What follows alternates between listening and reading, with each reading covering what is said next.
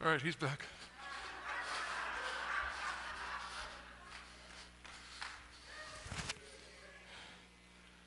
All right. Why do I have this thick costume on? Well, let me show you. How many of y'all grew up with superheroes? Right? And in your time, so the question really arises is, well, what do superheroes and Christmas presents have to do with church? And so today what we're going to do is Michael and I are going to answer this question. What is superheroes? And I know this is going to go viral, man. First time Spider-Man came to preach. We've had all kinds of people show up at this church. But growing up, and when we begin to look at this, the answer to this question, ladies and gentlemen, is bigger than any of us in this congregation. It's bigger than what we would ever dream of, what we would ever imagine could be. Because when you're growing up, we all had these famous superheroes. And these were a couple of mine on the first slide that I like. And the reason I like them is because if you look at these superheroes, I honestly believe that if I got a Batman costume and I got a Superman costume, I could look like them. Because back then, they were all chubby. I mean, honestly, if you go back and look at Superman and Batman, they were middle-aged spread guys.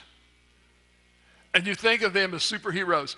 And mine really was Spider-Man.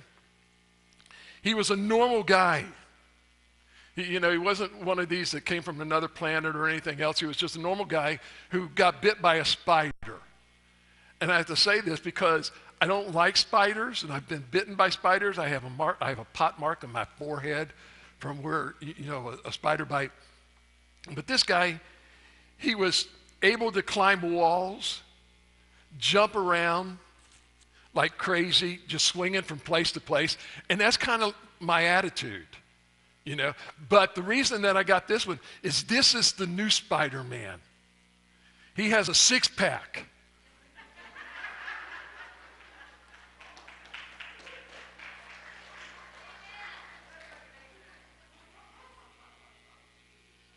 Okay, all right. But, you had to do this stuff and everything that was there. And so Spider-Man was this guy in the book. And you can say, well, all of this is kid stuff. But think about it. How many millions and millions of dollars have been made from superheroes? Dolls, movies, memorabilia, plates, toys, bed sets, things that go on the walls of the kids and everything that actually goes on there. And so when you begin to start looking at superheroes, you begin to start really looking at the fascination of them. And if you go to Webster's dictionary and you look up the word superhero, here's how they define it. They define a superhero as a fictional hero having extraordinary or superhuman powers. An exceptionally skillful or successful person. But the problem is, this is their business in making up these words and definitions. And may I say to you that the word superhero and their definitions of some of these words are not always correct.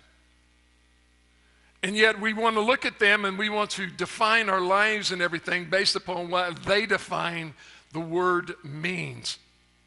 You see, because superheroes are more than just extraordinary, superpowered, exceptionally skilled people.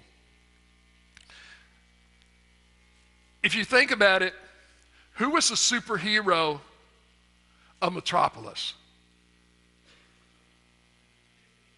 Superman. Who was the superhero of Gotham City? I got the answers right here for you guys. They're on the screen. Oh, no. Okay, yeah, there they were. But who was the superhero of New York City? There was more than just Spider-Man. If you go back and you begin to,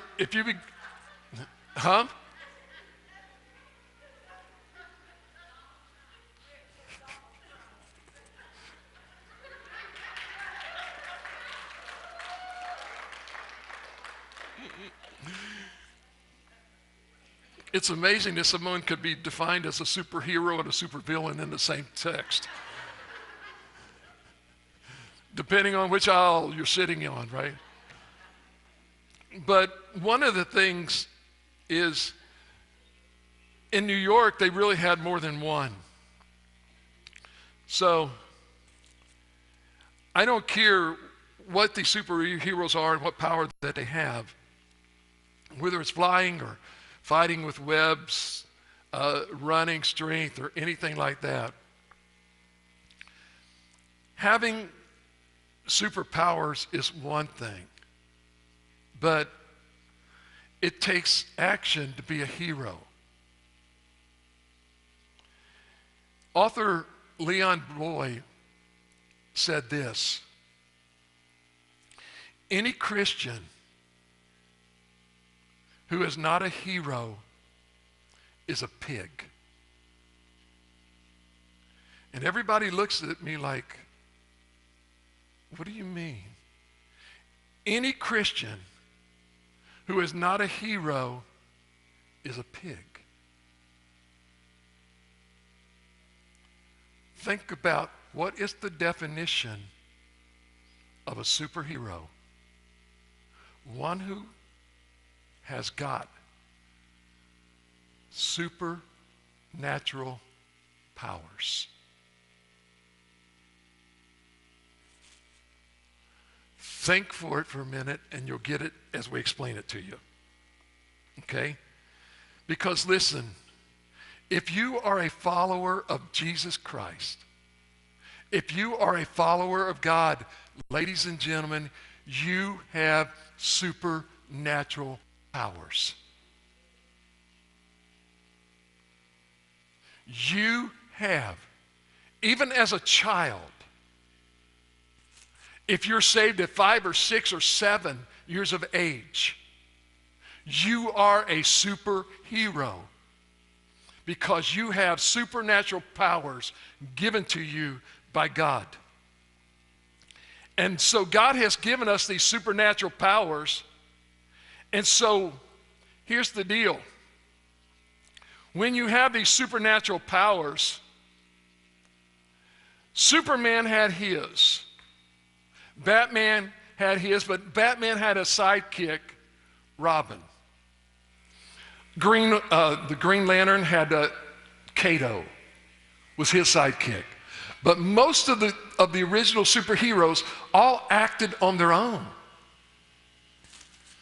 But now I talk to my grandkids, and especially with Isaiah, and you need to bring this down a little, it's too loud. My grandson Isaiah, every week is a different superhero. Okay? And he'll come up to me and he'll ask me, Papa, have you seen the Justice League? Or have you seen the Avengers? Or have you seen these? And I've seen some of these when I was little. But think about it. When we were growing up, the first ones that I remember were called the Fantastic Four. Remember them? Each one of them had a supernatural power. And when they would fight the villains, not one of them would defeat the villain. They needed to fight together. They all used their supernatural powers, and they were all different. One was really strong, okay? Looked like a boulder. You had another one that could fly. You had another one that could stretch. You had some that were fire or whatever. Another one could do this and could do that. But it took all four of them to fight the villain. And what we're saying is this, that each and every one of you are supernatural heroes, and each one of you coming together in a community, which we talked about last week, and talked about being in a community. Each one of us fighting together can conquer the enemy.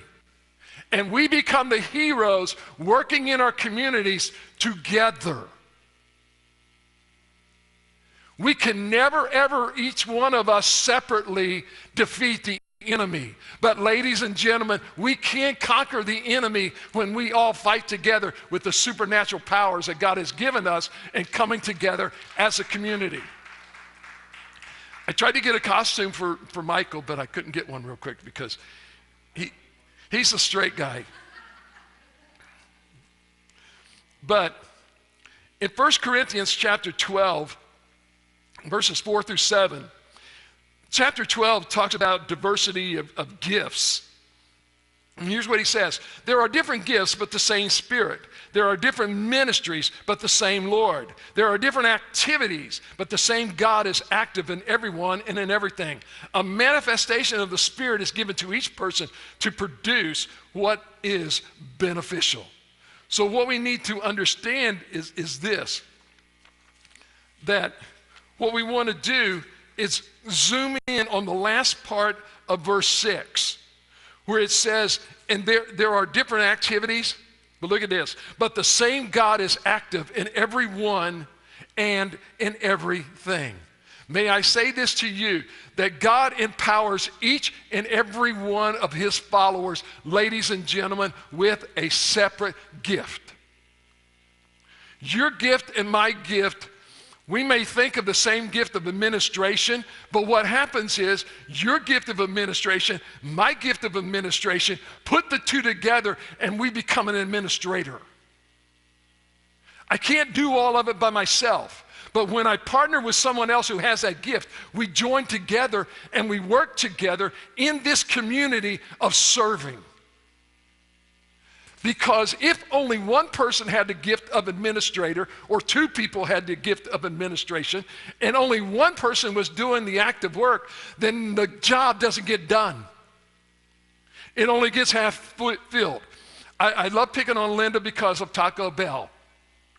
How many of you would love to go to Taco Bell and order a taco with everything in it, with nachos or with sour cream, and you get a taco supreme and it has everything in it, right? How would you like to go and you order a taco supreme and you unload that thing and the only thing in there is lettuce? Would you eat it? No, you silly rabbit. No. I ordered a taco supreme. I want everything on that taco.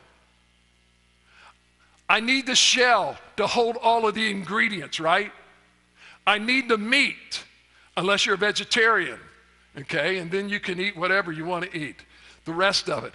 But you would get the lettuce, you would get the tomatoes, you would get the cheese, you would get the sour cream, and anything else, the salsa that you want put on that thing. And every bit of that together would be a taco supreme. If all I got was a taco with meat and cheese, that is not a taco supreme, that is just a plain taco, right? That's what you get. But then you got to decide whether you want a hard shell or a soft shell. How do you want it? How do you want it? And this is the thing, ladies and gentlemen. In the church, we are all put together and we become taco supremes. We aren't just plain tacos. We're plain tacos when we don't serve as a community and we don't serve together. What happens is when God calls one of us to be the sour cream and somebody to be the tomato, if you don't put that on there and if you're not working with each other, then you're not getting the full method or the full sandwich, the full meal that you're asking for. And that's what's happening in church. We're not getting the full working of the Holy Spirit in all of us because we're not working together. We're only letting others do the work. And let me say this to you. There are many, many different gifts. He talks about some of them as exhortation, giving, leadership, mercy, service, teaching, administration, discernment, faith, helps, knowledge, wisdom. And you need to understand that each one of these are totally different. But there's two important things that you need to remember about these gifts. Number one, God is the one who picked yours. You didn't. I hear people all the time come up and say, well, I think what I want is a gift of exhortation. I want to be the preacher. I want to be the one up front doing all of this. That's what I want to do. You may want to do it, but if God hasn't given you the gift to do it, you're just doing nothing but words. That's all you've got. There's no power behind it. There's no spirit behind it. You can be the most knowledgeable person in the Bible all you want to, but if you are not called to deliver the exhortation of the scriptures of God and the building up of the of the body and the leadership in there, you're doing nothing but wasting their time and your time. It's not what you want, it's what God is picking. He says that each one of us, in Romans, he says we have gifts that differ according to the grace given to us. God, through his grace, ladies and gentlemen, has given each and every one of you a different gift. A different gift. And we've got to learn how to apply those things. So what we need to understand is this. Don't spend your time wanting to be like somebody else. There are some people that have an awesome voice, okay? That song, Every Praise, that guy that sings that, Hezekiah Walker, is phenomenal. He can do it like I never could, okay, and never will. There are other people that sing songs, and I try my best to sing like them, and I can't sing like them. Their voice is different than mine, so I have to sing the way I can sing, the way God has given me the voice, which sometimes is not very well. Like right now, it's starting to run out. And so, but God's given them the voice to be able to do these songs and the way to sing them. And two, you need to understand this. It is a spirit-empowered gift. A lot of people say, I'd love to learn how to do this gift. If the Spirit has not empowered you, you can learn all you want to about that gift, and it ain't going to work. Case in point. The Holy Spirit gave the gift, Christ gave the gift of healing to his disciples, all of them. All of them. So they're watching Jesus heal people. They're saying, this is great, this is wonderful. I wonder if I can do that. And they tried it and it didn't work. And they said, well, Lord, I thought we had the gift. Why isn't it working? He says, because you don't have faith. You can do everything you want with that gift, ladies and gentlemen, but you've got to put some exercising of faith in those gifts to help them to work. One we need to understand is we can teach certain things, but you've got to have a spirit that's leading you to be able to do these things. So, we want to give you 3 ways this morning to discover your gifting. Number 1 is experimenting in serving. You need to get involved in church somewhere besides sitting in a chair. That's not involved in church. It doesn't work. Serving is not sitting Serving is moving and doing things. We had 4 kids baptized last week. We've got 4 more this week and then another individual. We've got 5 more this week. 8 of those came out of VBS. People took time out.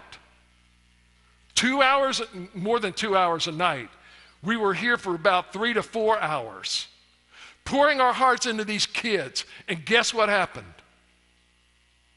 We saw 16, 17 of them come to know the Lord. Why? Because people got involved. Not everybody was teaching. Some people were dancing. Some people were trying to make some moves. And the problem was one side of the body was going this count and the other side of the body was going this way at the same time of the count. And it looked hilarious, and I know that. And will I do things to make kids laugh? Absolutely. Absolutely. Because why? Because when you see those kids coming to know the Lord, ladies and gentlemen, that is exercising, experimenting. We had people back in the back people just walking the kids around and making friends with them. We had people back in the back serving them gifts. We had Dean, who stood out there in the hot sun, okay, experimenting on what his gift was, and he found it. His gift is to stand there and be a target for every little kid with a water balloon. That's his gift. And do you know what? Those little kids will never forget Dean. They'll remember him. They look at this and they see this. This is what God is telling us to do, ladies and gentlemen. Because why? When you make an impression upon a child's life, ladies and gentlemen, you change history. You change it into the way that God wants it to be. So sometimes you need to get in there. Somebody says, I don't know what to do. Here's what I'm saying. You don't know what to do? You don't know what to do until you try it. If you don't try, you'll never know what it is you're supposed to do. We're out here, well, yeah, I was part of this crew, okay? I'm part of the work crew. My part of the work crew is what nail you want me to pick up for you. Don't ask me. Dave said, hey, you want to operate the nail gun? And I said, you don't want to, if I'm operating the nail gun, you don't want to stand on the other side of the wall. I cannot shoot a straight line. Even though I can see the 2x4 right here and draw the line, I'll guarantee you that I'll put the nail through the wall. Okay? And so I didn't do that. So little Marcus on one side of this ladder, and little Mark.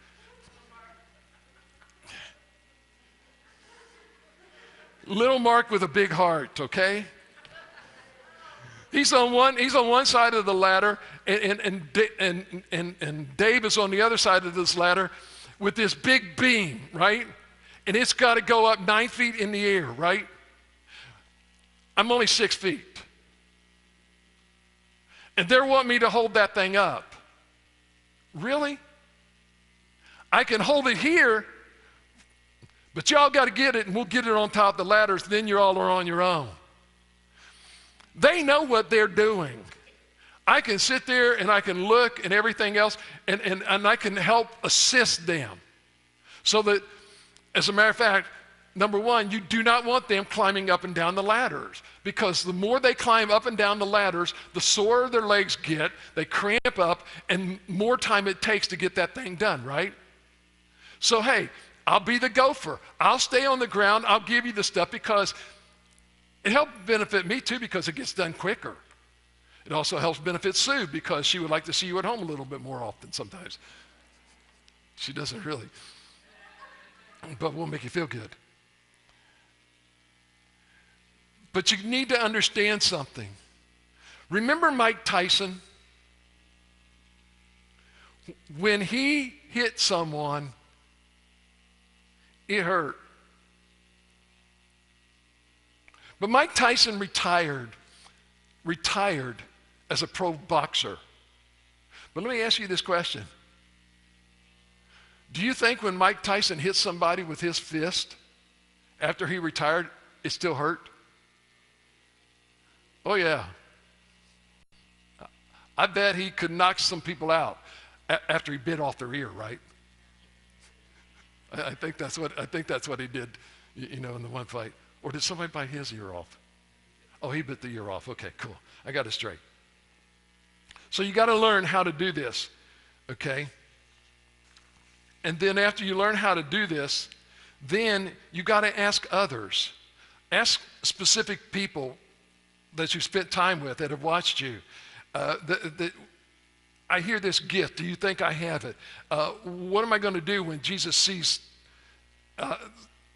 Jesus in me? Or what are people going to see? Are they going to see Jesus coming in me or coming out of me? And the best thing is this. How can I take and make this community better? How can I?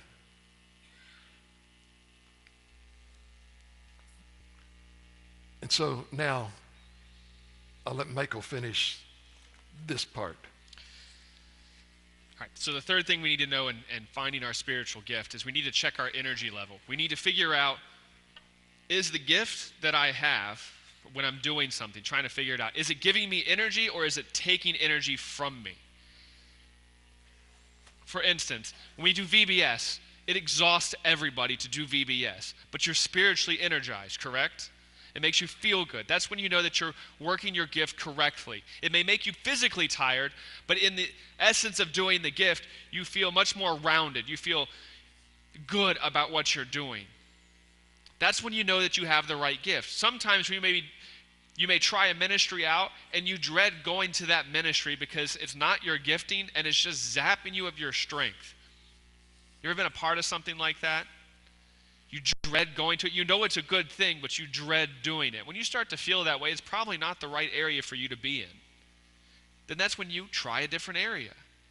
Remember, it's about experimenting, finding your gift, talking to other people, hearing what they have to say. They will know and they can give you an advice. When I say asking other people, I'm talking about good, godly people. Not some random guy off the street being like, what do you think my spiritual gift is? And the guy looks at you like, I think you're a nut. And you're like, okay, I should serve in the peanut business. All right, thanks for talking to me. I'm going to go over here and continue working. No, it's sitting down and talking with people who know you. And when they see that Jesus is coming out of you, they say, you know what, you're really good at that. And sometimes it's these gifts and these lists that we are going to go over. You may look at that and you say, I don't have any of those gifts. It's not a complete exhaustive list. Try many different things. All right. So whatever your gifts are, they are supernaturally given to you. They are something that is empowered by the Spirit that's not for your own gain, but for the benefit of others. And that's the biggest key in remembering this, is that we are not alone. Our gifts are not for ourselves. All right? They're meant to be shared with other people. You ever been around at Christmas time and somebody gets a cool gift? Birthdays at my house involve the kids gathering around and my boys being like, what did we get? It doesn't matter whose birthday it is. It could be Sam's, Isaiah's, RJ's, or Eli's, but it's always like, what did we get? Because there's no individualized birthdays anymore because they're all collectively gathering their gifts together. That's church. When we all look around and we say, what gift do you have? What gift do you have? What gift do you have? Because that gift is not meant just for us. Because in my house, if the gift is used by one kid for very long, either the gift is going to get broken or somebody else is going to get broken because they're upset and they're trying to figure out, when they can play with that gift. Now, they've gotten a lot better at it as they've gotten older, but it's still always, it's a collective thing. And so when Pastor Chuck talked about superheroes, and we know that, Batman works alone with Robin and all of his other people that he works with, and that, certain people have their sidekicks. But in essence, we always think, well, superheroes work alone. And in today's mantra of comic books, I don't think there's hardly any comic book where a superhero doesn't work with another superhero. Most of you guys have probably seen all of the Marvel Cinematic Universe movies, correct? You guys like superhero movies? And who doesn't? The good guy wins most of the time, unless you watch the last one. But when you look at the Avengers, it's one of my, there's 3 Avengers movies, and most of them, they're my favorite movies. Because it's this culmination of these superpowered individuals coming together and seeing them all on the screen working together. Man, it's something to really behold. You see, each Avenger has their own specific gift, their own superpower. You have Hulk, who just smashes things. And then you have Iron Man, whose intellect is the big superhero power that he has. Yes, he has a cool suit that shoots blasters and flies, but his biggest superpower is his mind. And then you have Hawkeye, who is a guy with a bow and arrow, but seems to always hit his mark. You have Captain America, who is super strong, but is a great leader. And then you have many different various peoples coming in and out of the Avenger team.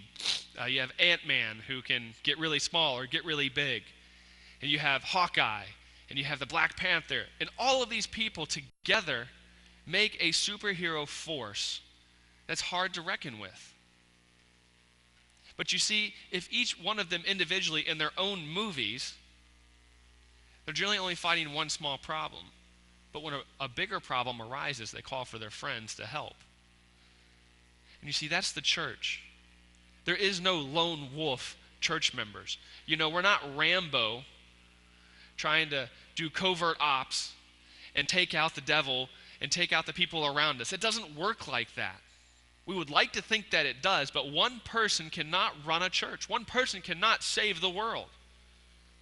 That's why Jesus said, I must go so someone else can come. And he's talking about the Holy Spirit who comes into all of our lives. And when he comes into all of our lives, we have the greater advantage because we have more numbers to reach people. Romans chapter 12, verses 3 through 8 says this, For by the grace given to me, I tell everyone among you not to think of himself more highly than he should think. Many of us should highlight that in our Bible. Don't think too highly of yourself. Instead, think sensibly, as God has distributed a measure of faith to each one. Now, as we have many parts in one body, and all the parts do not have the same function, in the same way, we who are many are of one body in Christ, and individually members of one another. According to the grace given to us, we have different gifts. If prophecy, use it according to the standard of faith. If service, in service. If teaching, in teaching. If exhorting, in exhortation. Giving with generosity. Leading with diligence, showing mercy with cheerfulness. If you actually continue on in this section here, you travel down into verse 11. It says, do not lack diligence, be fervent in spirit, serve the Lord. And in my Bible, I have serve the Lord highlighted and a question mark, and it says, am I serving myself? You see, one of the things that superheroes do that makes them super is that they run towards danger at great cost for themselves. And you see, with us as Christians, we run towards the darkness. Why? Because we're the ones bringing the light. We go into the areas that no one wants to go. We serve the people that no one wants to serve. But we don't do that apart from one another. We do that together. 1 Corinthians chapter 12 says that we need one another. If you were to go back in 1 Corinthians chapter 12, verse 7, it says, for the common good. Your gift was not given for you. Your spiritual gift was given for others. Romans 12, 4 through 5 is saying the exact same thing. We purposely are serving and specifically designed so that we all don't function the same, but together we function as a whole. If we look at our bodies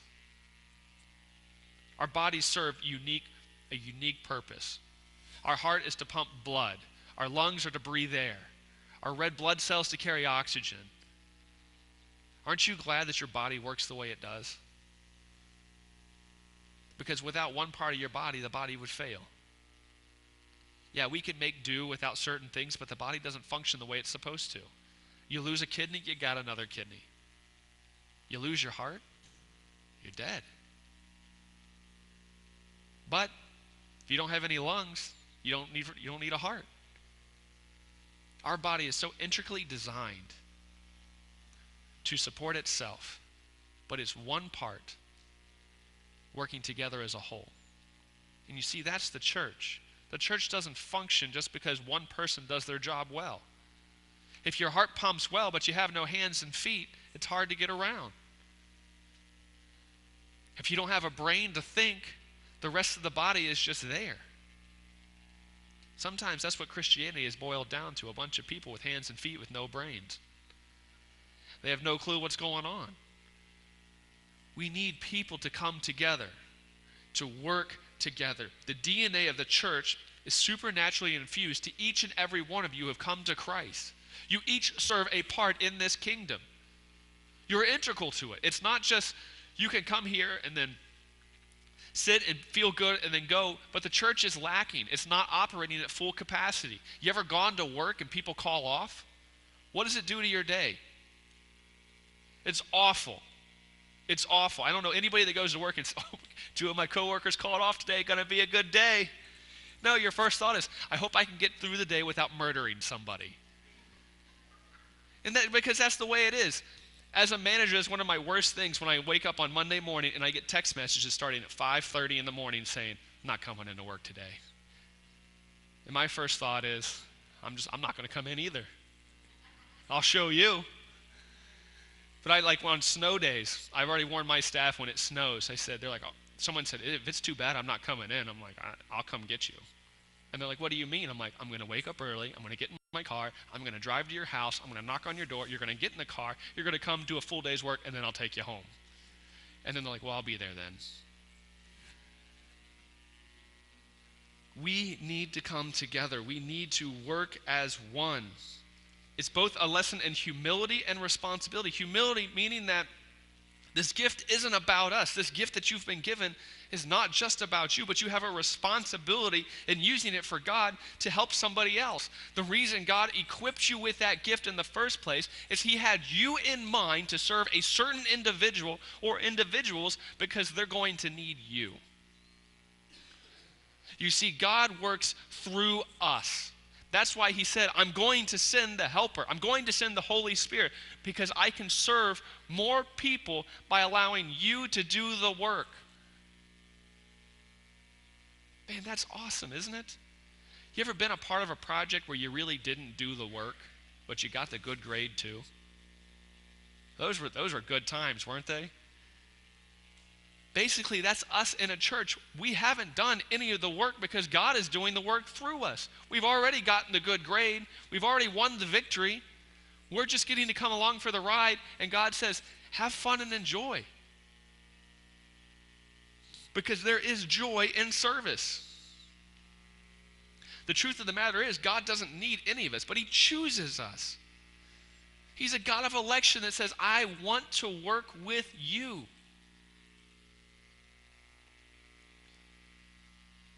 There's strength in numbers, but it's numbers brought together by the hand of God and empowered by God. That's more than natural strength. That's more than just winning by the majority.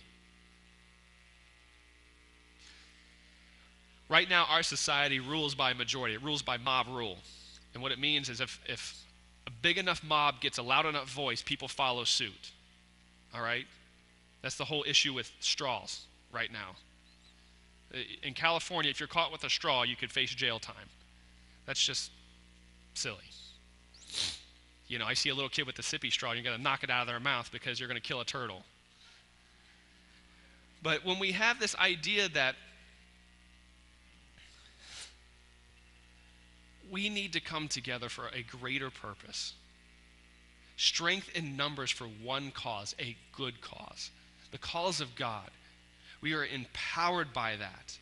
You see, one person can't change the world, but one person sharing the gospel with another person, and that 2 people sharing the gospel with 4 people, and those 4 people sharing it with 8 people, and those people sharing it with 16 people, and then 32, and then 64, and then I'm going to stop there because it's getting harder. You see how that changes the world? It changes a community because the gospel together with us and through us, we now are superpowered individuals where the gates of hell cannot stand against us, and we can kick doors down. And we can share the gospel in such a way that people, their lives will be changed, and they will become a part of our super team. And that's what it means to utilize your gift and to utilize it well. You know, this superpower team has a community and a city in need. What you need to understand is the church needs you, the neighborhood, it needs you, this city, this community needs you. I was asked this week, I'm not texting someone, I'm pulling something up off my phone, okay? I was asked to, I didn't hit, but I was asked this week, Pastor Chuck, could you do me a favor? There's a 16-year-old girl that killed herself. And they don't have a church. They don't have a pastor. Can you come and help them out? And because there's some stuff that they would like to say that they just can't. This is what the mother wanted to tell her daughter. If only I'd stopped and knocked on your door. If I'd only known you couldn't take any more. If only I'd been there, if only I'd called. If I'd not been so busy and once again stalled. Why didn't I see then the pain in your eyes and know that you felt so alone and despised? Why didn't I hear the hurt in your voice and know you were about to make your last choice? Maybe if I'd been home on that day, I'd have changed things for you in some little way. Maybe if I'd chosen my words with more care, I could have seen more and been more aware. I feel so bewildered and torn from inside. The truth of it all gives me nowhere to hide. Each time the phone rings, though I know it's not you, I'm still trying to see things from your point of view. God, help me find some true peace of mind without leaving the memories of this friendship behind. Grant me the courage to start once again, to trust in the love, in the life of a friend. That's a mother talking to her 16-year-old daughter that she lost. And when I was doing that, I'm looking at all of these other kids from that school. And all of these kids are hurting. They're alone. They're picked on. They're made fun of. They're not like everybody else. They're in their own little world. While everybody else is doing all of this other stuff. And this is what the church, ladies and gentlemen, has a job to do. We are here to serve this community and this city that's in need. There are some of you that are sitting in here that have got children that are on the verge of ODing or checking out. And the problem is we don't see it. We're too concerned about our own little world and our own little spaces and our own little plot of land. When the community needs someone, Barb had asked me to go see her mom in Fort Hamilton and her niece, who just moved from Somerville to Middletown because they have a 3-year-old daughter that found out at 18 months she has leukemia and struggling. And I walk into the room and I see a father sitting there watching his daughter finally sleep. Finally looking like she's recognizable, not what she was 3 days ago. The room's dark, And he's sitting over here and he has his phone doing his thing. And I said to him who I am, and I am so sorry. And I said, I know what you're feeling, somewhat. And I know what's going through your mind, somewhat. Because my wife and I spent that time at Children's. One or the other or both watching over our daughter.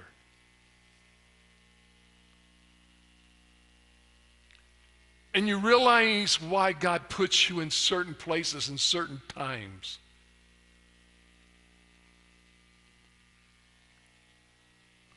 Because there's people, ladies and gentlemen, that need us to get involved.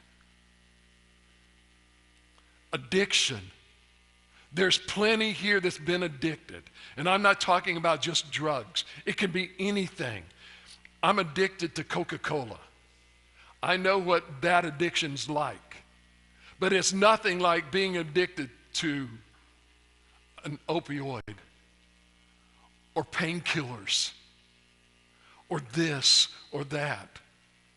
But what we need to understand is that we, in this church, we have a children's ministry that needs help. We beg year after year, would you just take some time out on Sunday evening to help us out? We're not asking you to teach the kids. We're asking you to sit there and listen to the kids. Some of these kids can't read yet. And the school just keeps passing them by.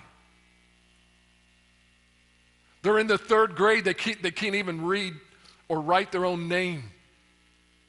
And anymore, the school system doesn't teach them to read cursive, which is a joke. And we ask, can you help us? And you know what? I am so glad that I had people that my age, when I was growing up, didn't say, I don't want to work with kids anymore, they're a pain in the butt. Because I was a pain in everything but the butt plus everything else. And I'm glad that they took time out to take an 8-year-old little boy and work with him. Because if they hadn't, I would not be the 64-year-old man that I am today without them in my life. We need that. Wednesday night, we can't get anybody to take kids. So we can't offer anything for kids, and sometimes parents that want to do things and they want to come can't come because nobody will take their kids. Because I can't teach kids and adults together. It may seem like sometimes it's easy to do, but it's impossible to do. We're asking people to help to do this thing. We're asking people, these parents, they moved from Somerville to Middletown. Why? So they could be close to a hospital. Instead of in Somerville, they're close enough now to take their daughter to Liberty, which has the proton thing for cancer for kids. So they could be there. But the problem is, one of the parents has to stay home to take care of that daughter, to make sure she has all of her medication and everything else, and can't work. And so he's a stay-at-home dad while mom goes to work. And right now, talking to them, and they don't know I'm sharing this, but I'll share it with you. They're just struggling, trying to basically find ends meet. Why? Because they have a daughter that is dying. And let me ask you this. How many of you would have a daughter or a child that is dying and not want to do something and to be there and to spend every moment that you could with that child? Because so soon they're grown up. I grew up in a church where a young girl, she was probably 18 to 2 years of age when they found out she had leukemia. She died a few years later, and right after that, another lady where they had bonded together, had both of them found out that they had leukemia together. Both of those died. But yet they had developed a friendship and a kinship with one another. And so many times we don't realize how much people are hurting because we're so concerned about our own hurts and our own pains, while the world around us is dying and going to hell.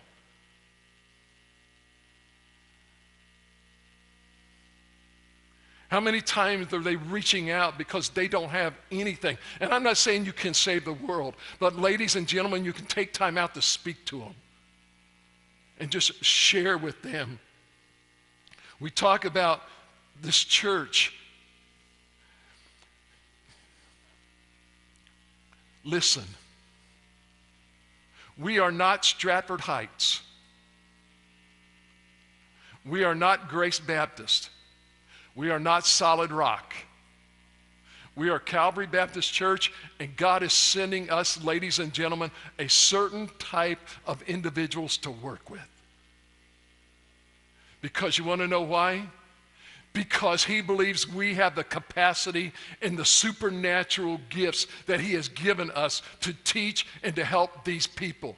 But if we don't come together as a community, ladies and gentlemen, we have neglected what it is that God has told us to do. So I asked a question in the very beginning, and I'm going to finish up with this. What do superheroes and Christmas presents have to do with the church? We talked a lot about superheroes, but not a lot about Christmas. So let's just kind of switch gears real quick. Christmas presents. Who doesn't like to open up Christmas presents? Anybody? Everybody likes to open up Christmas presents. But I'll tell you who doesn't like to open up Christmas presents? The Grinch. The Grinch doesn't like to open up Christmas presents. So I think what we're going to do is we're going to open up in this church a Grinch support group. So think about it for a minute. Go back to your life. And maybe this didn't happen to you, but just pretend that you wanted it to happen. You're 6 years of age. You're upstairs. The Christmas tree is all decorated. Presents are underneath there. And you know that you've got a present underneath that tree. How many of you all would walk down that stairs, 6 years of age, look at that present and say, I don't think I want to open that and just go on back to bed?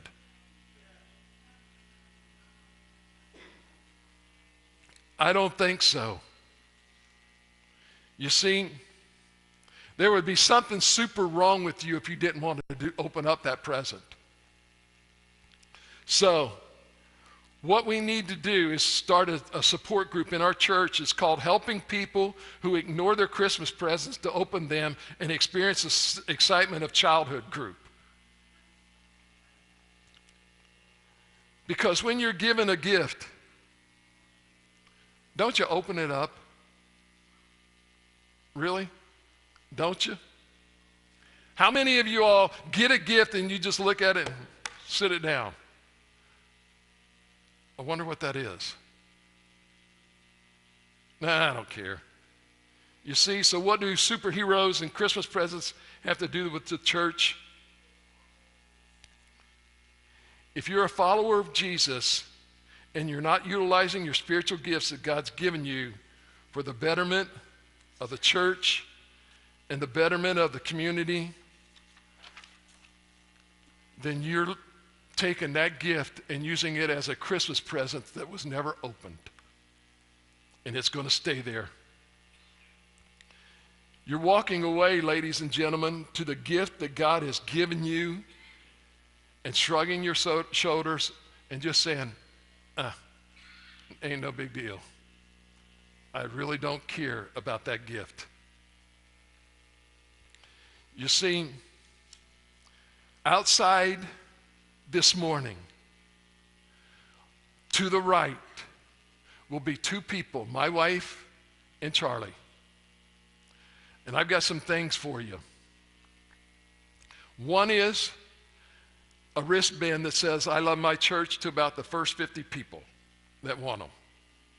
Number 2 is there will be about 50 to 60 of these things that says, I love my church on the front, and on the back side are ministries in this church that you can get involved in. Some that are starting. Men's ministry, a ladies' ministry. It is starting, and we will let you know. It will be on a Sunday afternoon. We will give you dinner or lunch, August the 12th, mark it on your calendar. August the 12th, you have dinner supplied to you, lunch supplied to you after church. We're going to sit down, men and women.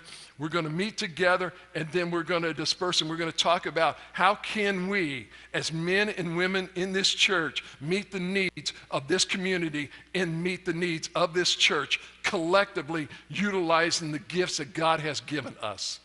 And not sitting around looking at each other.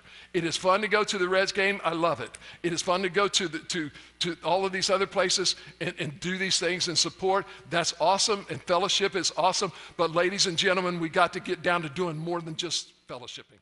Hello, this is Pastor Chuck Cotton from Calvary Baptist Church. First of all, I'd like to say thank you very much for taking the time out to either listen to our sermon or to watch it on video. We are grateful that you've actually taken the time, and hope and pray that it has been a blessing to you, as it was to us as we delivered it to our congregation. We ask if you have any questions whatsoever that you email us at pastorchuck@calvarybaptistmiddletown.org, or you could come in and give us a phone call, if you would please, at area code 513-423-7251. I'd like to take this opportunity to also invite you to come to our church and visit us, if you would please. We actually have small groups on Sunday morning starting at 9:30, with our morning worship following at 10:45. Prior to our morning small groups, we also provide donuts with coffee, milk, orange juice, a time for fellowship, get to know each other, have a good time before we actually break out into our small groups for Sunday. Our worship services are uplifting, they're fast moving, and everything in our service is just a fast pace.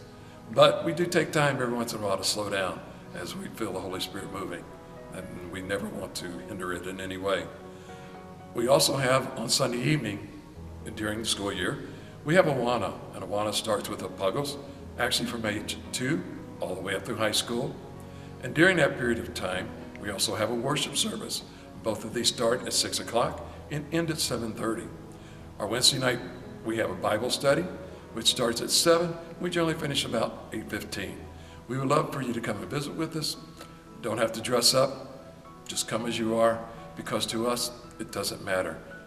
You're a child of God, a creation of His, and so to us, you're important to everything that we do. Our motto here is building the kingdom one life at a time, and we hope that we have a chance to visit with you, get to know you as you get to know us. So thank you, and may God bless you.